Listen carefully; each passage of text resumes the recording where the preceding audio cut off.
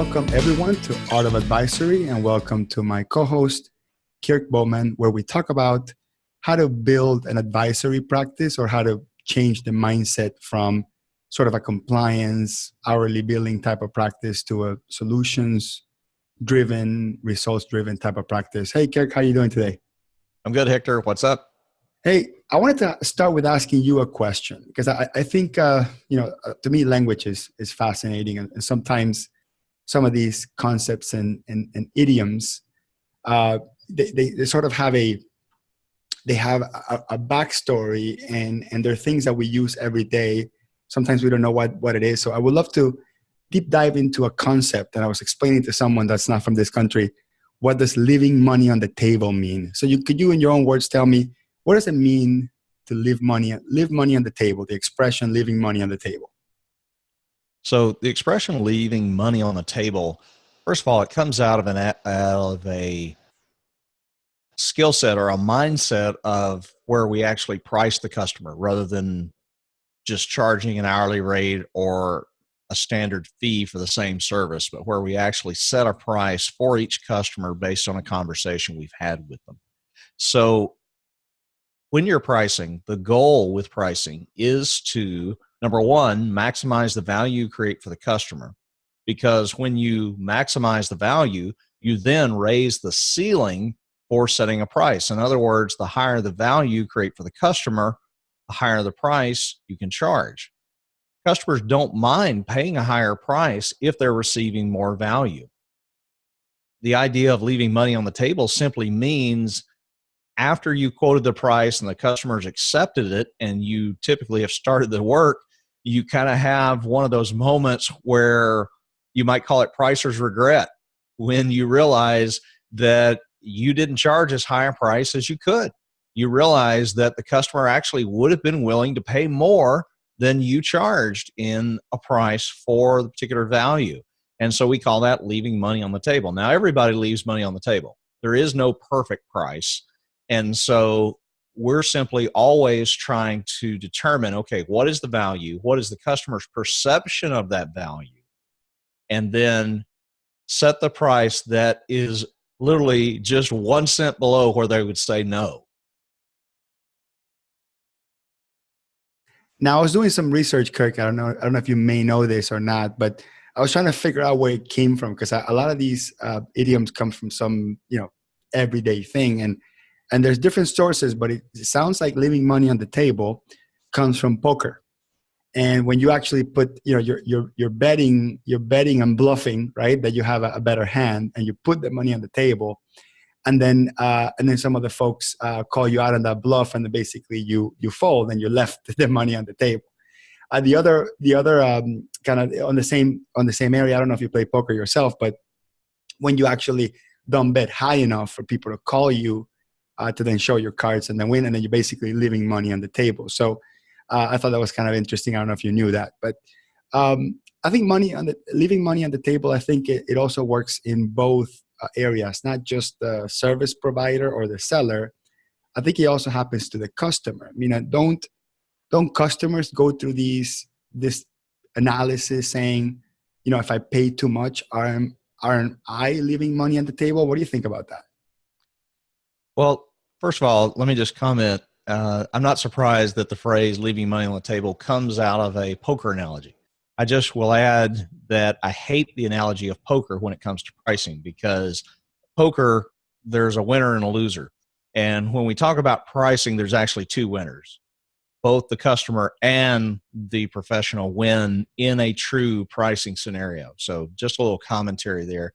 And I'm not really saying that directly to you. I mean, there's Reed Holden, who's a very well-known pricer, one of the leading minds on pricing. He uses a poker analogy in one of his books, and pricing with confidence. And I don't even like it there. So it's even used by leading authors. And again, I just don't like it because it kind of promotes this idea of, the zero-sum game, that whenever there is some type of transaction, that somebody wins and somebody loses. So I'll get off my soapbox. So you were asking about the customer leaving money on the table. I don't think customers leave money on the table. At least the way I've always thought of it is it's the professional, it's the provider who is leaving money on the table because they're the ones setting a price. I mean, I think from a customer's perspective, I think they would love, they if they realize it, a lot of times they don't, they'd never know. But I think from a customer's perspective, the customer hopes that a professional might leave money on the table because they get to save money. I mean, customers, consumers, whether they're B2C, business to consumer, or B2B, business to business, they want to maximize the resources. They want to maximize the amount of value they're able to purchase for their dollar or for their cash. So I don't think of leaving money on the table in terms of the customer. Now, can it be harmful to the customer if the professional leaves money on the table? Certainly. We're going to get into that here in a minute when we start talking about kind of the pros and cons. But it's really just from the pricer. And I would simply add, I'm going to throw this out there. If you're billing by the hour or doing some type of way of charging the customer that's not truly based on determining the value and setting a price, then I think it's pretty much impossible to leave money on the table, right? I mean, about the only way you can do it hourly billing is you realize, oh gosh, this customer's a pain in the neck. I should have charged a higher rate. Well, not easy to do that, right? But again, to me, billing by the hour is not pricing. It's billing. It's after the fact. Pricing is a skill that happens in advance, requires judgment. And so I really think leaving money on the table is really something that's only unique to people who are truly pricing. But customers don't always say yes, right? I mean, even if you're the best pricer in the world, even if you somehow can detect ballpark the value the customer is willing to pay, customers don't always say yes. I mean, there's an offer and there's an acceptance, and there's many at times offers that go with that acceptance. There's many people that go to stores and shop around, window shop, and they don't buy. And maybe they don't buy because they bought online because they found it cheaper. Maybe they don't buy because the salesperson didn't encourage the sale good enough. Maybe they were not ready. But there's always a sense that that this is not a good deal. Let's call it that. This is not a good deal. And I think that the previous fear of buying something that you weren't sure if it's what you wanted or if it had or if it has the full value is the one that stops people from making those purchases. I think that there are many cases in which you present a service or a package, whatever happens to be, and it's extremely well presented. It talks to all the points, it solves all the problems, it answers all the questions, and the customer still says no. So it's not always the case that customers always feel that they're getting their money's worth, and I think it's that fear of leaving money on the table or not getting enough bang for the buck, or what you're selling is not worth what they're paying for. I think it's what breaks down a lot of transactions. So you're right. I think leaving money on the table is an expression that we use for service providers that charge too little for a service, right? So they left money on the table. Let's call it that. But I get a lot of pushback from even my colleagues, accounting professionals, that they say, look, I tried to do quote unquote value-based pricing. I was charging these flat fees where it was over what the customer wanted to pay, or in their mind, it was more expensive because it wasn't hourly. I mean, that's another conversation on how that could be all sorts of wrong. But when they give a price to a customer and the customer says no, and the customer walks away because there was no option there, technically there are two cases of leaving money on the table. There's the customer that says, hey, I don't want to pay too much. I don't want to leave money on the table on this deal, so I'm going to say no. And then the service provider, because the customer is saying no, maybe they're feeling that they left money on the table because they couldn't win the deal on a sort of a fixed pay, fixed price sort of scenario. So what do you think what can you speak to around that anxiety, that anxiety of being told no, or the anxiety of pricing it wrong and not getting the deal? What do you think about that? So just to comment on our prior discussion about, kind of the customer's view, maybe the customer's side of this topic, I think probably the term that we were searching for is buyer's remorse. right? I think we've all experienced that, where the exact situation you described happens, where we have made a purchase, we realize we're not going to get the value that we thought. And so at that point, we feel like we paid too much, right? And so if there is an ancillary term or feeling to this for the customer, I think I would call it buyer's remorse. But your question kind of goes the other way, okay, where the customer actually says no because they feel like the price is too high. So it's not remorse. It's just, in this case, they won't have remorse because they were able to say no based to the price up front. That can happen. One of the biggest, I don't want to call it a technique, I actually think it's serving the customer, but one of the best ways to help provide the customer an opportunity to say yes is to increase the number of yeses that are available to them. How do you do that? Well, you offer them options. Okay, think about it this way. If you offer a customer one price for one service or one package, you're basically giving them an opportunity to say yes or no. It's 50-50. Flip a coin and there's your answer. If you offer them three choices, what I like to call options, and I think there is a lot of wisdom in the number three. 2 is one too few, 4 is one too many. We get into that at some other time, but basically offering them three, you're offering them three yeses. And so now the customer, you have increased the likelihood of a yes by 25%. It's no longer 50-50, it's 75-25. There's only a 25% chance the customer will say no. And there is a 75% chance, because there's three different options and they can say yes to any of those three. So by offering options, you have increased the likelihood of a yes. You've also given the customer a chance to self-select between the options.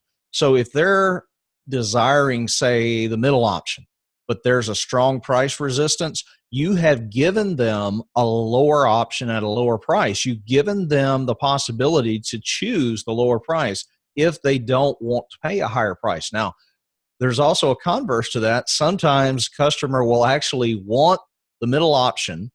They want to pay a lower price, but then they realize, oh, I can't have a lower price because there's already a lower price on the table and that doesn't have the value I want. So they wind up sometimes talking themselves into the middle option. So one of the things about options is not only does it increase the likelihood of a yes, but it also makes you your own competition in the customer's mind.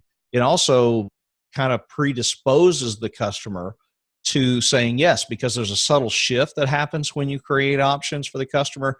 The question in their mind, and this is subconsciously, goes from will I hire you to how will I hire you? And, or will I work with you to how will I work with you? That one word how right at the beginning of the sentence, there's a subtle shift that goes from is it yes or no to, well, just which one?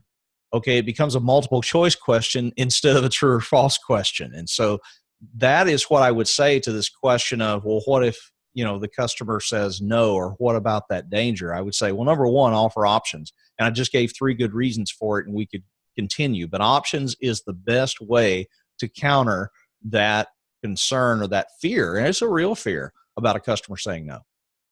And the reason why this is so important, I think, it's because when we talk about product, like, a TV, a computer, people go to Best Buy, they go to Office Depot, they go to Costco, they go to an internet website, a web-based store, Amazon, and they can compare the exact same model and get a price, right?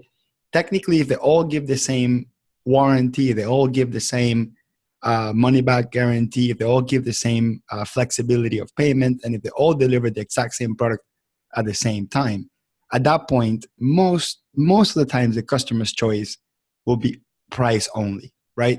So that's a reality of product, correct? The reality of product, and that there are questions of loyalty, and there are questions of points and rewards, and certain companies somehow get their customers to pay a little bit more for a product that's wide in the open, less expensive, with all the same features, same terms, same delivery system, all that stuff. Sometimes they get to do it because they have an amazing brand and they build loyalty and that sort of thing. But when it comes to services, advisory services, specifically advisory services, which is one of the least tangible things out there. It's probably something that you can't compare. I mean, you could get a proposal from 3 different companies about an advisory engagement, but what about these 3 are similar, if anything, if none, right? I mean, the only possible thing that these, especially with these management consulting firms, the only thing they can have in common is that they all charge by the hour, or they all use the same time frame element to figure out what the how they charge. And they could have different rates, but they could have different consultants, and some are good, some are bad, some understand you, some don't, so there are so many variances to like determining what's that commodity value of services, that there is no commodity value of services, and every service is so unique, which leads us to as an advisor to say, okay, if I present my client that binary choice of, okay, this is what you want, this is what I will charge you, and you charge by the hour, then you probably don't have, quote unquote, the fear of leaving money on the table from both sides, because both are in the understanding that this is all based on time frame. But there could certainly be the fear of, well, 2 things. One is, how long is this going to take? Am I going to have a surprise bill? The value of this end result, will it be lower than the amount of hours this particular person or company took to deliver that service? And that creates an immense amount of uncertainty, and it makes it very difficult, in my opinion, to sell the service plus have an amazing experience at the same time. Because it's easy to sell, hey, $150 an hour, let's see where it goes. That's particularly easy to sell. And I think for the most part, service provider and customer have, let's say, their risks a little bit mitigated because they can stop anytime they want. But there's always that uncertainty that, how long will this take? And, how long will it take for this to provide any value for me? And is that value going to be higher than the end result that is delivered? So we make the shift to charging a fixed rate. And as you said, you want to give options, because if we give the client a single binary choice, so let's say we make this move to understanding the value, and we give the client this one choice, right? This one price choice, in which me as a service provider don't want to leave money on the table or give too much value for what I'm doing, that sort of thing. I give the client one choice. But then the problem with that is the client's also left with a binary choice. And granted, I've been able to sell jobs on a single price because we spent, let's say, half a day scoping the work out, and the client said, I want one service that you provide, one thing, one price. But we dedicated a lot of time on ironing out what they want, what they don't want, and drafting, basically the scope. But in most cases, I don't have 5-6 hours to discover with a client. I have maybe 30 minutes, at best during tax season. In general, I'll maybe have an hour or 2. And in some cases, I try to charge any time that it takes me more than 30 minutes because I have to think about this, right? But, when you don't have that much time to give the client this one price, this one service for this one scope, what you're saying, I think, is dead on, because you actually don't really know where the client is in value. You're going to lower that anxiety from both sides. Yours of, am I getting this right? And the client is, am I giving a binary choice by giving people these 3 prices? Now, you alluded to the power of 3 or the psychological reasons of 3. I think it without getting too much in detail, almost everything is done in 3s. Like the Olympics just passed, right? How many medals are given? They're given 3 medals, right? The gold, the silver, and the bronze. Anytime you see any choices on a menu, like you go to McDonald's, right? You have small, medium, large, right? You go to Starbucks and you have whatever the weird names are, venti, grande, that stuff, but they still give 3 choices. So I think it's become this good, better, best way of thinking, where we have, and I think it has to do with the way that we have a left side of the brain and a right side of the brain, right? So let's call one side of the brain our cheap side, and let's call one side of the brain the one that really loves and wants that quality, right? So I think that because we have those 2 halves of the brain, one side just wants to go with the least expensive option, the most pragmatic and optimal choice in terms of price performance. And then the other side wants to have the best for many reasons, the best for bragging rights, the best for being worry free, the best for just having that feeling that, there wasn't a lesser choice, that they're giving a lot of, power and value to what they want. And then there's that middle choice that somehow merges the two, and it allows that logical side of your brain and that, whatever, let's call it it's the emotional side of your brain, to merge and converge into that choice. And even so, Kirk, I think you are an expert at this. I'm not, but I'm becoming a little bit more knowledgeable about it. Even so, not everybody chooses that middle option. So maybe you can talk a little bit about, that it's not always the middle option that people choose. It's funny, statistically speaking, more people pick the middle choice. But maybe you can talk about some of your experiences about why people go to that, lower choice or the higher choice. Sure. So when it comes to offering three options, at some point you could just say it's common sense, simply because there are much bigger companies that invest, thousands, hundreds of thousands, millions of dollars in consumer research. A lot of it is in food, but when you look at, for example, Starbucks, right? They offer three sizes. When you go through a fast food drive-in and you're going to order a value meal, typically they'll ask you, do you want that in small, medium, and large?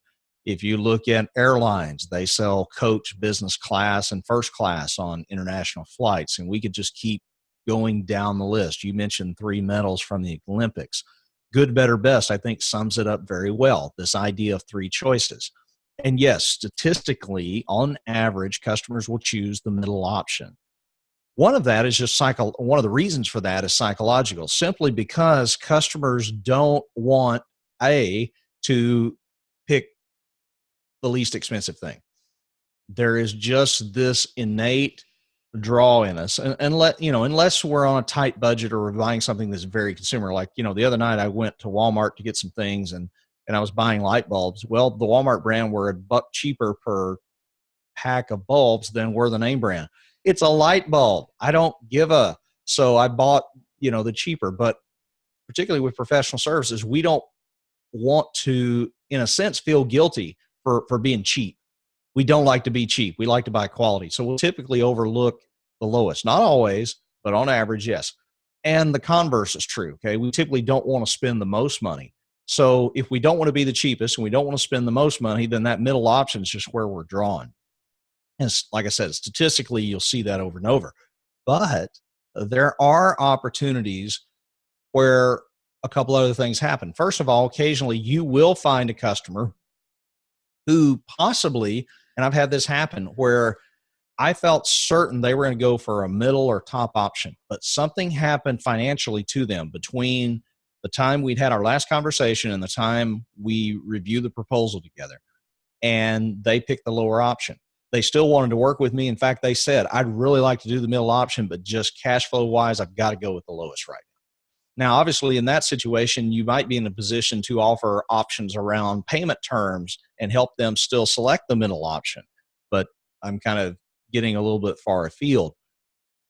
But the other opportunity is if you never offer a high option with a high price, you're never going to collect it. We always think about, man, I wish I could make more money. And my first thought is, or my first question is, well, have you ever thought about charging a higher price or offering a higher price? Or probably even a better way to say it, have you ever thought about how you could create more value for the customer in this situation, offer the customer something they didn't even know they could have? And I found that I'm surprised at the times and the customers who will actually pick that top option. In fact, I actually ran into a situation in my software company a couple of years ago where we came up with a new top option. And that would be a whole nother conversation at some point. But we took a situation where we had an ongoing concern from customers, project after project, and it didn't have to do with our quality. It was just something about the process. We said, okay, here's the issue, here's the concern. What that really means is there's value that they want that they don't feel like is being represented. So how can we give them that value and charge money for it? Because we were able to translate that, customers started picking the top option all the time. We had to come up with a new top option. Now that would be the ideal, right? Where you're offering a top option, But I would say this, if customers are statistically, on average, picking the top option most of the time, then you're not offering enough value. You're not charging a high enough price. So those are kind of some comments. Yes, on average, customers will pick the middle, but there will be situations where they need to pick the lower, a lot of times because of cash flow. Sometimes they'll surprise you and pick the higher. And if they're always picking the higher, then you're not offering enough value because you are leaving money on the table. In fact, that's how I would describe it. That's what we realized. Because we were consistently getting the highest option picked, we were leaving money on the table. So there are two things at stake here. I think, and this is an extremely important part of shifting to advisory services, is that there's always going to be the chance that you leave money on the table because you charge too little, or you only give the client one choice, or everybody is picking that top choice, which at that point you have to obviously, like, there has to be people that just say no to that top choice. I mean, there has to be, statistically speaking, you have to have a lot of people go, "Ooh, that's expensive," and that's a good feeling to have, because that means that you are going to get some that take it and some that don't. So that's an extremely important piece. So you sort of have to use the 3 option systems to gauge whether you're charging too little or too much. As more and more people shift to that higher choice, that allows you to rethink how you're pricing to make sure you're making small shifts. So that, again, statistically speaking, more people are not choosing that top choice, or you make that top choice high enough that people don't want it, but then your middle choice, push it a little bit up so people are more encouraged by comparison to go with the middle choice. And then all of a sudden you're making, again, you're back to getting most people pick that middle choice, but you're incrementally increasing all your options so that middle choice goes up and up and up. So that's one main issue, is you as an advisor, you cannot leave money on the table, because an advisor needs to be really good at getting value.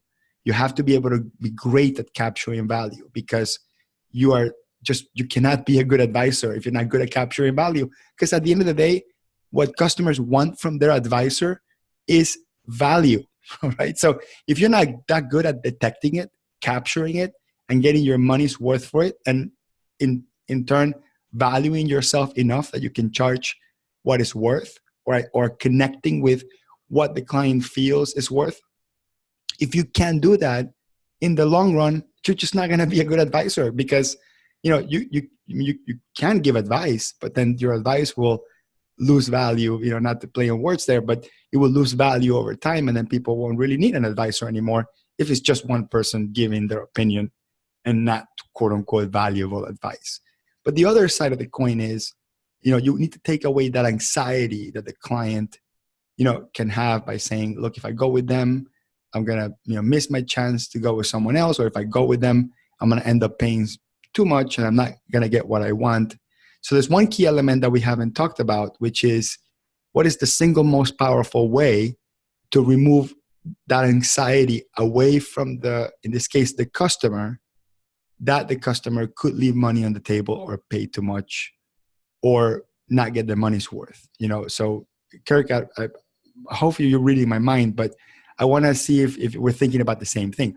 What is the single most powerful way we can take away that anxiety from the customer that they're leaving money on the table, or they're paying too much, or they're not going to get their money's worth? Well, in your opinion, what is the one technique, most powerful thing we can insert into our services?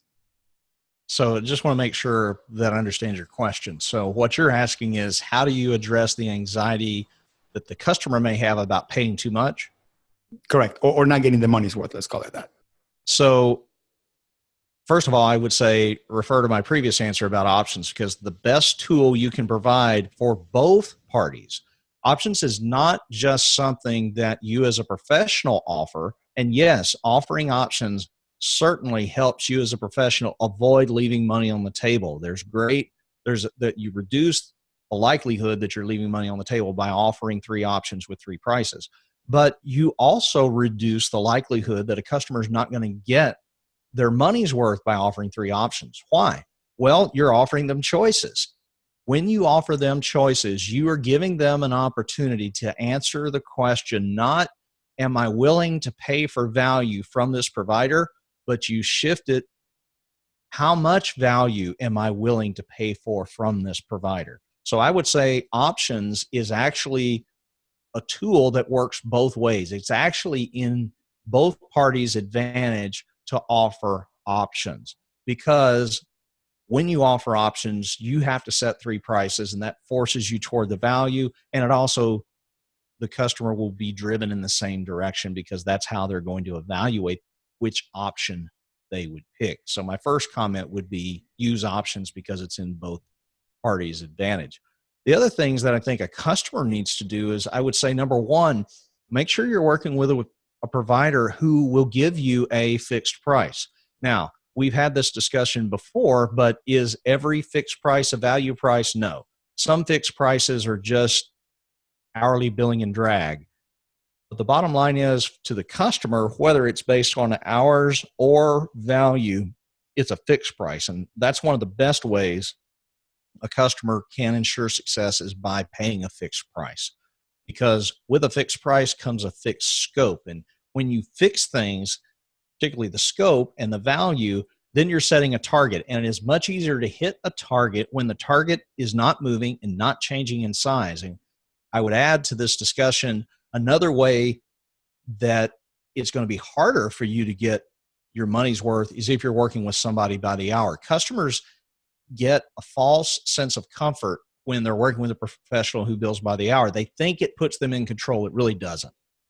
Now, yes, can the customer say, stop spending more hours on it? They can. But guess what happens? When they say that, usually they're left with an incomplete project. And an incomplete project is worth nothing to the customer most of the time. There are rare cases where you get some partial value out of a partial solution.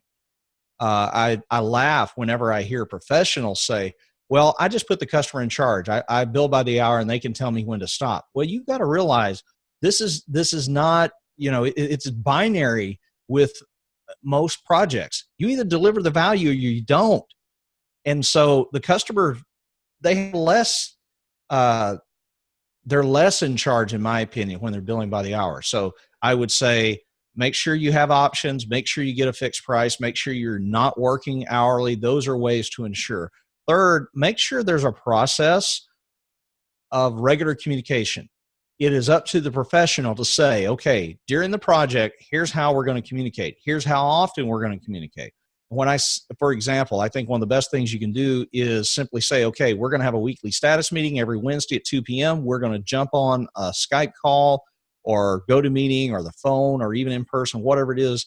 And we're going to get together and we're going to review what work's been done in the past week, what questions have come up, what do we think we're going to accomplish the next week? Are we still running on the time frame, delivery time frame that we thought? Do we need to adjust that? Has something come up for either party? It's that regular communication. So I would say regular communication is part of it.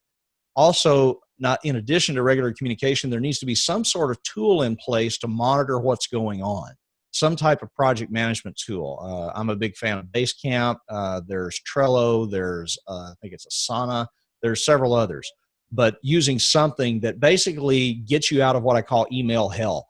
Email is not a project management tool, and trying to track down stuff via email, it really just, it is not helpful for the customer or for you. It may seem like the easiest thing for the customer because they're used to bringing up their email program and just zipping things off, but except for the initial sender, it becomes a pain in the rear and it's hard to keep up with things. So I would say have a process that includes an online tool. So there's 5 ways. We could go with more. I'll give you a 6th one just because I think it's important. Look for a provider who offers a guarantee. And you may go, wait. I get a money back guarantee, when I buy something from Walmart maybe, but not from my accountant. Well, maybe you need a new accountant, because I think any professional advisor worth their weight in value and in money they receive is going to offer a guarantee. By the way, every professional offers a guarantee. Most of them just don't realize it. If you offer a guarantee up front and you do it in writing and it becomes part of your marketing and part of what you offer the customer, that's the best way to do it. But if you don't do it that way, then it's called a lawsuit, or it's called arguing about an invoice, which, by the way, that's the reason customers argue about hourly invoices, because at that point, based on, quote, what they've received. They don't feel like the value's been there. And so they're trying to renegotiate so that they pay for the value. And that's another reason I love pricing up front, because the best time to price is when value is perceived to be the highest. And by the way, value is always perceived to be the highest before you buy something. So I figured you had something to say about that.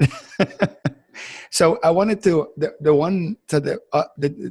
theme that I like to extract from there, if you that I'll unpack from all that, is one, we must allow the customer to set their own expectation about what they want from you through options, right? Because by that they tell you, I'm okay with paying less and getting less, and they're doing it explicitly by picking a choice. Or they're saying, no, I want the, what do you call it, the kitchen sink. I want the kitchen sink, so I'm going to pay the top option. So you let the client communicate with you what their expectation of what they want from you via those options. And as you get better and better at giving options that are consumerate to the value that they're getting, you will tend to control the conversation a lot more than quote unquote giving your client the control of charging by the hour. So that would say that would be the one. But the second one, which is really the one that I wanted to dig from you, which you mentioned last, is that value guarantee, or that money back guarantee, or that hey, if you're not satisfied, just don't pay me type of thing, or pay me whatever you want type of thing. And I don't want to get too much deep into it. I'm going to strongly recommend that you tune into the Soul of Enterprise. I think it was like 2 episodes ago, and our colleagues Ron Baker and Ed, that are in the same VeraSage Institute that you're in, talked about a book called Extraordinary Guarantees, and they talked about the examples. I think, and that was a moment of an epiphany for me, which is exactly what you said, is we already offer a guarantee. Like, we already are willing to give the money back to avoid a lawsuit. We're really willing to adjust an invoice if we were unclear in the communication we were going to do. We're probably just going to, let the whole thing go and say, you know what, I have other better clients to deal with and other things to deal with. You're right. We screwed up, don't pay us. You probably already do that as an accounting professional, as an IT professional, as an advisor. You probably already do that in the first place, because that you swim in the world of abstract. That you're not selling product. It's not cut and dry like Walmart, buy something, return something. It's very abstract. Sometimes we screw up in our scope, letters of engagement or fixed price agreements, or our communication about what we will do and will not do. Sometimes we screw things up. Sometimes we're not good at even drafting the options. So we are probably already going to give a value guarantee anyway. It's going to be implicit. It's going to be implicit. It's going to be hidden, and it's only really going to be evoked when the customer is already so mad anyway that there's no salvation. Whatever you do, it's probably not going to save the customer. You're going to lose out on the customer, or the customer will leave you, and you're going to lose out on all the investment you made to bring the customer on in the first place.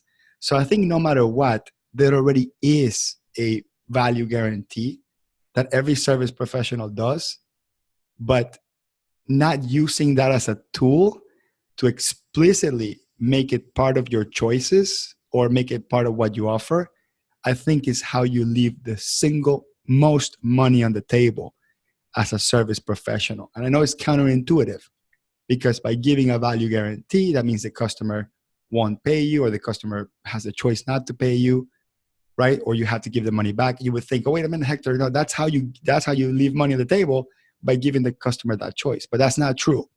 The way you leave money on the table is not pricing enough to be able with confidence to bring that value guarantee into the open, to be okay with a percentage of your customers saying no, because you're getting enough to compensate for that, statistically speaking. Yes, it's frustrating when a customer tells you, hey, give me my money back. I didn't get what I wanted. But you are complying with your value guarantee. And if you don't do that at least once or twice, that means you don't have a value guarantee, right? It's not the truth. Like, if you don't give somebody the money, if you never give your client your money back, maybe you're thinking that, all your services are perfect. No, actually, it probably means the opposite. It means that you're doing things in such a bad way that all these customers leaving you never communicated with you the reason why they were leaving you. And it's probably because you never gave them an open or an opportunity to say, hey, I didn't get my money's worth. I left money on the table. Most of your customers leave you, they don't tell you why. They just leave you. Unless you have this opportunity to talk about, hey, did I get my money's worth? Are you going to pay this bill? Do you think you got your money's worth? So I wanted to kind of unpack it and talk about that, because it was a moment of epiphany when I heard that a couple of weeks ago. Well, I think you nailed it. Leaving money on the table is essentially not charging enough. Now, that's a very succinct answer to or definition, but yeah, that's really what it boils down to. Whenever professionals hear me talk about this idea of a guarantee, there's always a lot of objection. And, the fear is that every other customer is going to want to invoke that. But I have interviewed numerous professionals, including attorneys who practice corporate litigation. And by the way, they do it at a fixed price. And over, and this has been my experience as well, from professionals who've been practicing value pricing for 5, 10 or more years, typically the number of customers who have exercised a value guarantee is less than 5 over a 5 to 10 year period. Personally, I've only had it exercised twice. And one of the 2 times I was glad they did, because I realized I had made a bad decision taking that customer on. In fact, it's one of those times where I kind of knew I shouldn't take them on, but I tried it anyway, because I thought maybe I could, beat my own instincts. And turns out I was wrong, and I shouldn't have ever attempted the process. By the way, this is one of the benefits of offering a value guarantee that you won't realize is you'll get better at customer selection, because once your livelihood is at risk, or you perceive it at risk, it's really not. And we can talk about that. But once you have this perceived sense of risk, you're going to do everything you can to satisfy the customer. By the way, we should probably be a little more definitive about the value guarantee, what it is. There's 2 ways that I've seen it practiced. And the first is the way I practice it, and then I'll describe the way I've seen other people practice it. What I do is I simply, in the proposal, I have 2 guarantees. One is a service guarantee, one's a price guarantee. You could also call the service guarantee a value guarantee if you want, but well, let me retract that. Not necessarily, but that's another point. Anyway, service guarantee basically says, hey, if you're not satisfied with the service that we provide, we'll refund all or a portion of your money that reflects, your level of unsatisfaction. Price guarantee simply says, hey, for this scope of work, this is the price. If there's going to be a change in scope, then we will give you a written change request with the new scope and the new price. But the service guarantee is really the one we're talking about where we might give money back. So I just put it in writing. I just kind of say it as part of the proposal. Some people put it on their website, but basically you're just stating up front, hey, everything we do comes with this guarantee, right? You're just saying it. And a lot of times all that needs to happen for the customer is for that to be stated. Now, not just, I don't mean verbally, but in writing, either in the proposal or on the website or both. That gives them additional level of comfort, and 99.9% of the time, you're going to knock it out of the park, because that's just the way you are. But it will force you to be better at customer selection. So that's the first way I've seen it practiced, is just stated in writing up front, the proposal, or on the website. The second way is to actually do it on the invoice. And now, the reason I don't do it the second way is because I typically collect like 70 to 80% of the time, I collect all the money up front. I'm always getting paid in advance. But in those cases where customers paying after a service has been rendered or later in the process, I've seen, particularly with attorneys, it seems like this, whereas this is most prevalent, is literally on the invoice, it'll just say, hey, if you don't feel like the price above reflects a fair exchange for the value you've received, cross out the price and write in the amount that you're willing to pay. Now that sounds scary. Literally what you're doing is you're sending out an invoice that say, okay, you need to pay this much, but if you don't agree with the number, just cross it out and write in whatever you think. And the people I've talked to who do that, again, the number of times it's been exercised has been less than 5 or 6. And in fact, one attorney who practices this said that the only condition they put on the customer crossing out the amount, writing it in, the only condition they put on it is said, you must have a conversation with us to tell us what you're unhappy about. Now, they don't then go further and say, and then we'll decide if we'll give it to you. No, if you ask for it, you get whatever you write in. The only condition is you got to tell us what you're unhappy about. Why? Not so I can fix it now, so I can try to make it better next time. That's the idea. So one of two ways: either state it in writing up front, or you just put it on the invoice. And again, it's an amazing tool. How confident would you be if everybody you dealt with just simply said, hey, it's a money back guarantee? We expect it in B2C, right? In consumer type things, Walmart, Target, etc. Amazon, amazing returns. There are times I'll buy things from Amazon at a higher price just because it's so easy to return something. How easy to return something from Amazon? Keep the box it came in, go online, click, I want to return, and I print out a prepaid label. And I just show up with the box and the label, at one of those package ship places. And here, take care of this for me. Right? They made it so easy. All of that kind of talking about that guarantee. It's not scary. It's not exercised that much. You offer it anyway, so why not use it in your marketing? It forces you to be better at customer selection. It actually increases the confidence that customers have in you. Again, it's just like options. I could kind of keep going. You get me started on one of these points, and it's kind of hard for me to turn myself off. Right. I know. And that's why I do it. I baited you into it. Now, good that you mentioned Amazon, because I used to work for Best Buy like 12 years ago. And I remember when Amazon was this really weird, looming threat in the horizon. Like, it wasn't there yet, it was kind of there, maybe, in the future, this will be a threat, that type of thing. And today, I mean, Circuit City went under. All these electronic stores are going under. Who knows if Best Buy is going to survive? And who's the culprit?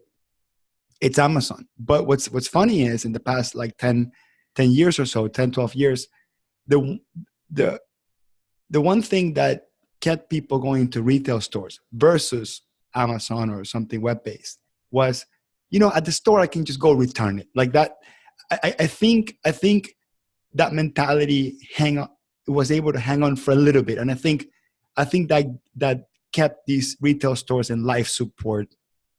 I think they're zombies at this point, but they basically overkept them in life support. Is that concept that certain people still think that, hey, if I go to the store, I could just return it. I have a person I can talk to here, give me my money back, that sort of thing. But Amazon caught on to this a few years ago, and this wasn't always the case. Amazon used to be a pain in the butt to return stuff. There used to be that stigma that, hey, if I buy an Amazon, I take this risk. Now, trust me, from an Amazon buyer that spends half his paychecks on Amazon, I can tell you it's extremely easy, exactly as you mentioned it. Actually, even better. I don't have to go to the store. I can have a UPS guy pass by and pick it up. So actually, Amazon, beat retail stores at their own game, with post, with shipping, and making it super easy to return stuff. And think about this: it is the value guarantee that allows these companies to completely take over retail. I mean, think about it. Me and my friends, we jokingly call Best Buy, Amazon's showroom, right? we go look at the camera, check it out, play with it, and then order it in Amazon. From an ex Best Buy employee, I know I shouldn't be doing that, but that is the reality of things. And it is that value guarantee. It is that concept that you won't leave money on the table from the customer's perspective that is going to allow you to up the value and, yes, execute some refunds, execute some value guarantee, but that will still be a small percentage. But the amount of value you increase to your service, which allows you to drive the price up and be able to get more bang for the buck from your perspective, when you give the client, you take away that anxiety that, hey, I'm not going to get my money's worth, or I'm not going to leave money on the table. So I'm with you 100% on that. Again, I really think terminology and language is important. And at least for me personally, I would use the term leaving money on the table to talk about the professional pricing. When we're talking about the customer buying, I would prefer the term buyer's remorse or buyer's regret. So just kind of a little bit of a clarification there. Yeah, let me ask you another question, Kirk, because we're almost done with the hour here.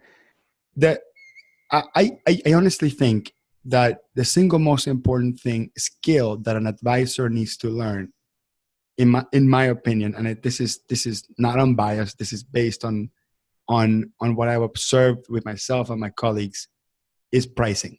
I think that I think price fixes everything. And I'll give you a couple of examples, and then I want to ask you, how do people go about that? About just getting really good at pricing. But these are a couple of examples I can use on why I think pricing fixes everything. I had a client a couple of weeks ago, well, a lead that saw one of my videos on YouTube and contacted me and said, Hector, I want to hire you to import some data into my QuickBooks or something like that. And then I say, sure, let me connect. I'm going to connect you with my partner, Alex, who's an expert at this. They say, no. I want to work with you and you only. And I said, well, why does it have to be me and me only? Well, because I saw your video, because I like you, because whatever. And I said, sure, I'm still going to give you the choice of Alex because he has a little bit more availability than me. So we're going to set up an initial statement to review your data file, and so we can give you a full scope for the project. So I basically gave him two choices. I gave him the choice to do it with me and the choice to do it with Alex. And mine was double the price, right? So that causes a lot of anxiety, by the way. Like if you're a service professional and you give a client two choices, person A, person B, two prices, that could cause some anxiety because in the client's mind, what are they going to think? Well, one's better than the other. That is possible, right? So this was just an experiment that I was doing. I don't know if this was right or wrong. Kirk, I'll let you judge that afterwards. So I did that, and the client immediately called me back and goes, hey, I said I wanted the best. I want to work with you, but I don't understand why you charge so much more. So I caused a self-inflicted wound here. And what I told the customer, and this just came up the way, and I said, look, I spend 50% of my time creating content, which is a lie, by the way. And I'm sorry, customer, if you're watching, I spend 50% of my time creating content in YouTube, and I have extremely limited availability. I purposely price myself higher, knowing and guaranteeing that you get the exact same results from me or my partner, to just give me back that time that I need to create value for my business through my YouTube videos. Therefore, I price myself out of the jobs on purpose so customers can see that it's actually not worth it, to just be so stubborn about having to work with one person if I'm guaranteeing you the same value with the other person. The client goes, you know what? You're right. If you guarantee me the result, I'll work with your partner, Alex. So I fixed the problem through pricing. I mean, I think I created some sort of other problems. I was able to fix it through the conversation, but I fixed it through pricing because I didn't want, not that I didn't want to do the work. It's just, I just didn't have time. It was like a 3-day job over the whole weekend, and I just didn't have the time. I'm spending my time doing other things right now. I still work, but I mean, I just didn't have the amount of time that they wanted. So I think I fixed it through pricing, quote unquote, causing other problems. I'll let you comment on that. And then I'll give you another example. Just yesterday, I was sitting with one of my clients who's a big landscaper, does over $1 million in sales, does beautiful work. And he's trying to understand, hey, where's my profit? Where's my profit? I don't understand why I'm struggling if I'm doing so well. I'm busy, right? I'm busy. How come I'm not? And we basically looked at every single expenditure. And what he wanted me to do is to find an expense to cut. Like he wanted me to wave a magic wand and say, you cut that expense and cut that expense, and somehow your business will be the same, and then you'll be profitable again. And we spent 5 hours. And at the end of the day, I said, going back to the first thing I said, I think you just increase your prices by 5%, and then you will have an extra $50,000 in your pocket. And that's it. Those are the $50,000 you're looking for. Just increase your sales by 5%. He said, well, what if my clients leave? Great. The ones that leave give you capacity to increase it by 10%. And he's like, whoa. So I think that at the end of the day, I think pricing sort of fixes everything, especially coming from someone that says, I'm busy. I'm having a lot of leads. If you're busy, if you're at capacity, you're probably underpricing in humongous ways. I mean, in my opinion, and this is something that I've forcibly done to myself, I'm at 60% capacity at all times, 50% capacity at all times. This has been a huge transformational shift for me. 2 years ago, a person will text me and say, hey, can I ask you a quick question? I would put him in the system, right? Wait 2 weeks to talk to me, that sort of thing. Because I was always trying to just be at capacity, and I was pricing myself just enough to be at capacity, thinking that I was being efficient and optimal. But now that I'm at 50% capacity, I have the 5-10 minutes to answer those, we can call them stupid questions. They're not stupid questions, but those little tiny questions that I before gave my client a really bad service by putting them in the scheduling system. And now I'm able to discover and uncover incredible opportunities just by giving my client those 5 minutes. But the way I did that is through pricing. I price myself out of jobs purposefully so I can open up my capacity. So that's my take on why I think pricing fixes everything. And I think the reason why it has had the best impact in my business. And by the way, if you're a potential customer watching this and you're going to talk to me, I'm not going to overcharge you, but I'm probably going to be the most expensive person you talk to, because when I work with someone, I give it all, right? And when I don't work with someone, I relax, right? So when I do work with someone, I price enough to give it all. And that's a really important concept of pricing and giving yourself that capacity to give it all to those clients that want it all. So Kirk, how can people, again, just how can people get better at pricing? Because I think that fixes everything. I agree. Pricing covers a multitude of sins is one of my favorite phrases. I would also add, and this is kind of a cliffhanger, that you actually provide your best work when you charge your highest price. We'll have to unpack that in a future episode. But if you're interested in getting better at pricing, I'm working on something. It's in the early stages. I don't have a web page for it yet, but I am going to be starting this spring a coaching group specifically for accounting and bookkeepers who are interested in getting better at pricing, who are actually interested in learning to price, because pricing is not a skill that is taught in business school or in college textbooks or those kind of things. You rarely find it in any type of, CPE course unless I or Ron are teaching it. So pricing is not something that we develop naturally. But I think it's the most important skill. You just gave two great examples of how pricing was the lever that you were able to pull to handle a couple of different situations. So if you're interested in developing pricing as a skill and you'd like to work with me in a coaching environment, the commitment will be probably a couple of in-person sessions per month, as well as, and when I say in person, I mean online. And then we'll also provide probably a Slack channel for you to be able to communicate in between those sessions. If you're interested in that, reach out to me, Kirk at Art of Value. I'll have more information on that once I get the webpage ready, but I thought I would go ahead and share that. So if there's somebody in the audience who knows right now they want to be a part of that, they can reach out and get at the front of the line.